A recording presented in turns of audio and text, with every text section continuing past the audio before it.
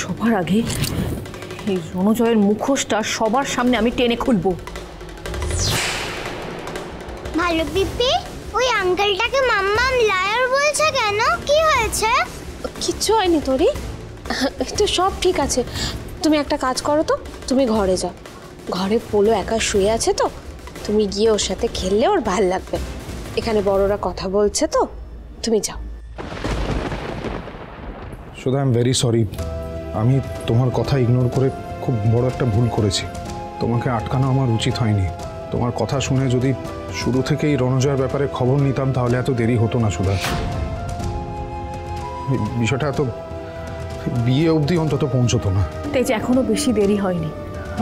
আমরা ঠিক সময় এখানে এসে পৌঁছালাম। এবার এই রণজয়ের শাস্তি কেউ আটকাতে পারবে না।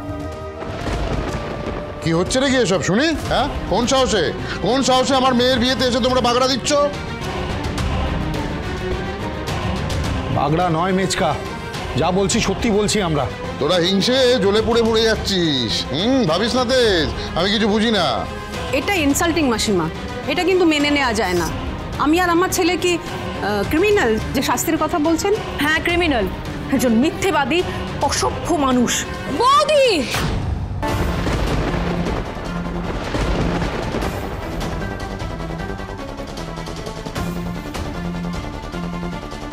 রেশমি, আমি জানি তোমার এই কথাগুলো শুনতে খুব খারাপ লাগছে, কিন্তু দিদি যা বলছে সবটা সত্যি বলছে। রেশমি, তুমি রণজয়ের আসল চেহারাটা এখনো জানো না, কিন্তু আমি অনেকদিন আগেই টের পেয়ে গেছি।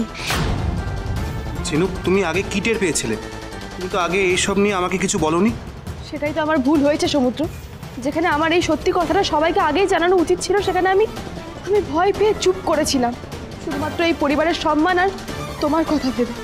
আমি তোমাকে কষ্ট দিতে চাইনি সমুদ্র, কিন্তু না, আজকে আমি আর চুপ থাকবো না। সত্যিটা বলতে হলে আমাকে এটা বলতেই হবে যে সেদিন আমাদের বিয়ের রাতে ঠিক কি হয়েছিল।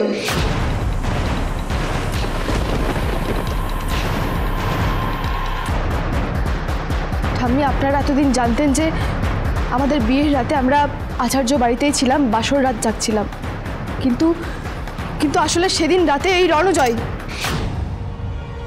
আমাকে ওর গাড়ি করে তুলে নিয়ে গেছিল।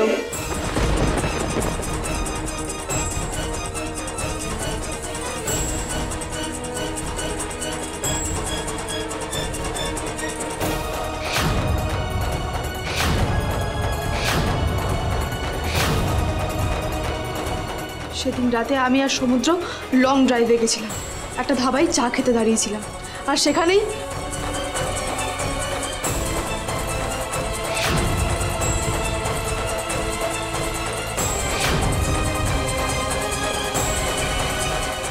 লুক, তুমি শিওর যে ওটা রণজয় ছিল?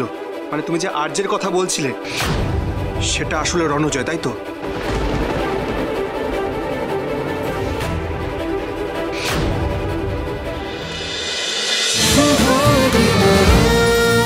শুভ বিবাহ সোম থেকে রবি প্রতিদিন রাত 10:30টায় স্টার জলসায় ও জিও হটস্টারে।